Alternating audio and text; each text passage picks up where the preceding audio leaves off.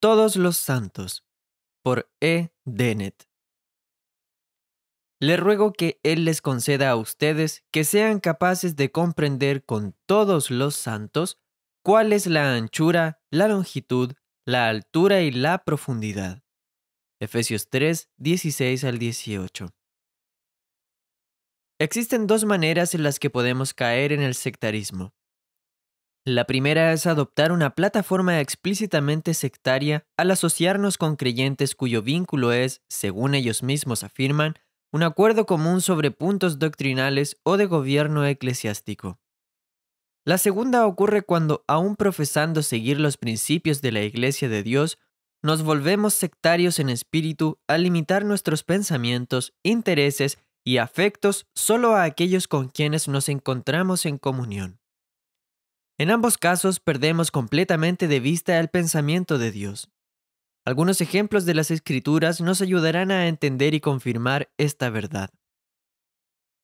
Después del regreso del remanente desde Babilonia y tras un largo periodo de negligencia e infidelidad, el pueblo volvió a prosperar en la edificación de la casa de Dios según la profecía del profeta Ageo y de Zacarías, hijo de Ido.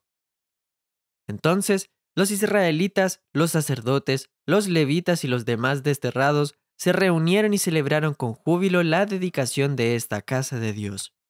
Esdras 6, 14 al 16. Sin embargo, estos israelitas no representaban a toda la nación.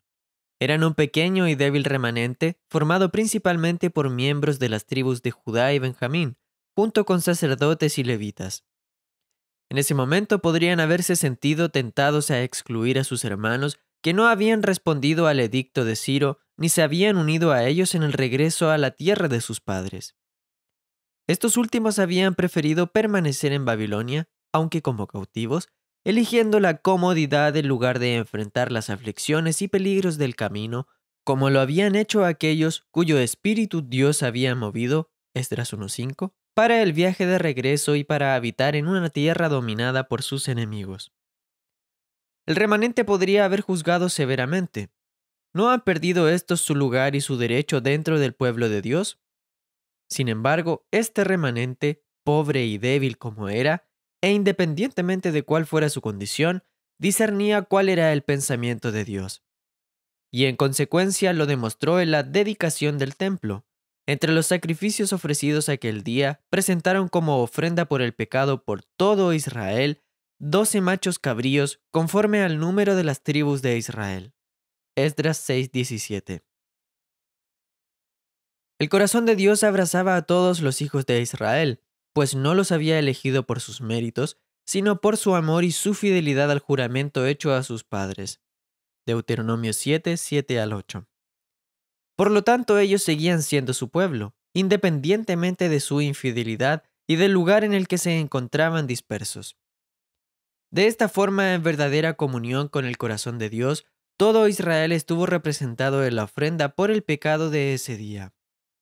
Si hubiera sido diferente, si estos hijos del cautiverio hubieran olvidado a sus hermanos y pensado que solo ellos eran objeto de los pensamientos y consejos de Dios, no habrían sido más que una secta, aunque su posición demostrara en cierta medida obediencia y fidelidad. Como se ha dicho con frecuencia, aunque los pies deban caminar por un sendero estrecho, el corazón nunca debe contraerse.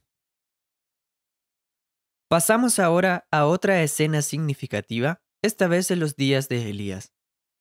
Fue uno de los momentos más oscuros de la historia de Israel, anterior incluso al que ya hemos considerado.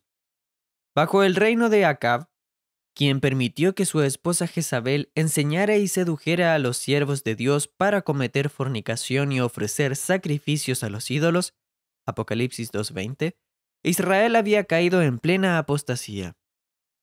Aunque aún quedaban 7,000 que no habían doblado sus rodillas ante Baal, solo uno, Elías, permanecía como testigo público de la verdad de Dios. Con la energía del Espíritu de Dios, Elías se enfrentó a los profetas de Baal y a todo el sistema idólatra de la nación. Los desafió a demostrar el poder de su Dios. Desde la mañana hasta la tarde, estos profetas ofrecieron sacrificios, clamaron con voces altas y, según su costumbre pagana, se hirieron con cuchillos y lanzas hasta derramar su propia sangre. No hubo voz, ni nadie respondió, ni nadie hizo caso. Primero de Reyes 18:29.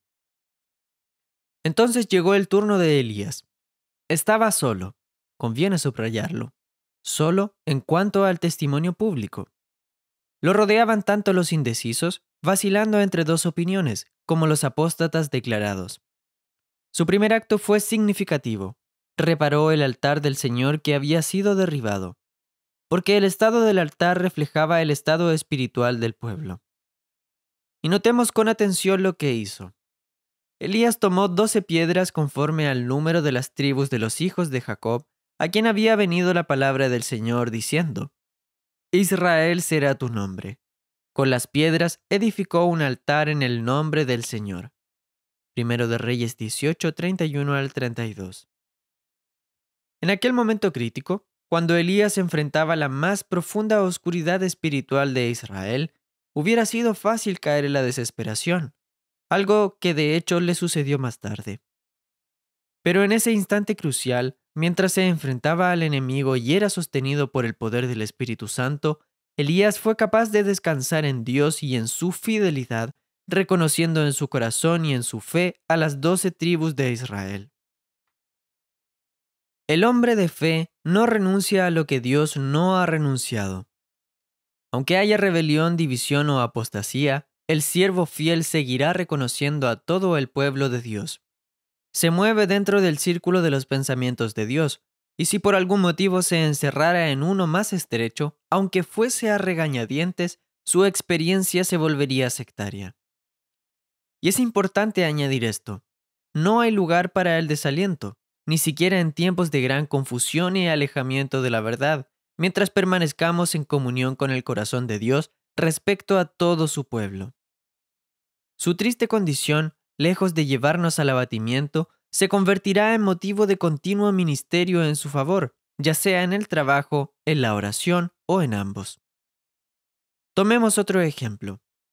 Cuando Pablo compareció ante Agripa y habló en su favor, dijo: Ahora soy sometido a juicio por la esperanza de la promesa hecha por Dios a nuestros padres, que nuestras 12 tribus esperan alcanzar al servir fielmente a Dios noche y día. Hechos 26, 6 al 7. Al considerar el estado real de las 12 tribus en ese momento, cuán distinto era lo que podía verse. 10 tribus estaban perdidas, y las 2 que habían regresado de Babilonia no solo habían rechazado a su Mesías, sino que ahora también buscaban dar muerte a su siervo, Pablo. Sin embargo, la fe los considera a todos. La fe no ve según la apariencia exterior, sino que entra en los pensamientos de Dios y los reconoce a todos como sirviendo a Dios noche y día, aguardando el cumplimiento de la promesa hecha a los padres. Así también en el desierto, cualquiera que fuera el estado moral del campamento, siempre había 12 panes sobre la mesa de oro, dispuestos en su orden y belleza, y cubiertos de incienso delante del Señor en el lugar santo. Levítico 24.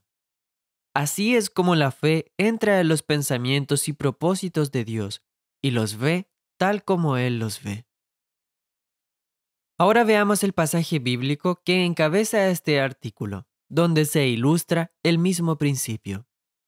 Pablo ora para que los efesios, junto con todos los santos, comprendan las dimensiones del amor de Cristo, la anchura, la longitud, etc.